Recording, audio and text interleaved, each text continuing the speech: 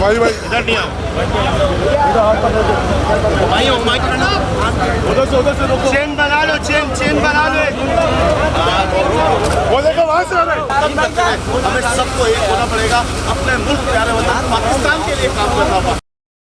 क्या चीज़ इंतखाब है और मैं यकीन बताओ अल्लाह ताला से परवरदिगार जो है तमाम खानदान परिवार को हाँ नारे लगाए थे, बस नारे लगाए उसमें मेरा ख्याल रिकॉर्ड हुआ होगा।